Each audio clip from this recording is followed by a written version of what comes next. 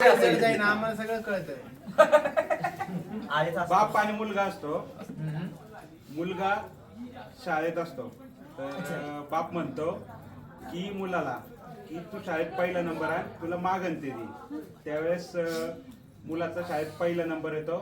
त्यावेळेस तो वडिलांकडे मागतो मला एक लाल शर्ट पाहिजे.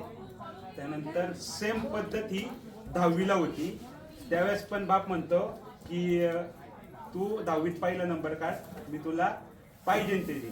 त्यावेळेस तो परत एकदा त्याच टायमिंगला लाल शर्ट मागतो. सेम पद्धत 12वीला होती. 12वीला पण बाप म्हणतो की तू पहिला नंबर काढ, तुला पाहिजे ते दे.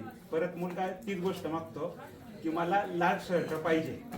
त्यानंतर बरेच वर्ष होतात, तो शिक्षण पूर्ण करतो आणि एक दिवशी ग्रॅज्युएशन कंप्लीट करून तो घरी येत असतो. त्यावेळेस त्याचा ॲक्सिडेंट होतो आणि ॲक्सिडेंट होऊन तो ॲडमिट होतो दवाखान्यामध्ये. आणि त्याची जी कंडिशन असती ती मरायची असती, की तो जगू शकत नाही. तर त्यावेळेस बाप त्याच्या बाजूला जातो, त्याचा हात पकडतो. ठीक आहे, बाकी सगळं झालं जे काय असेल ते, फक्त तू इतक्या वर्ष जे काय अभ्यास केला जे काय असेल, तू मागायच्या टायमिंगला फक्त लाल शर्टच का मागितला. त्यावेळेस मुलगा म्हणतो मी आणि मरतो.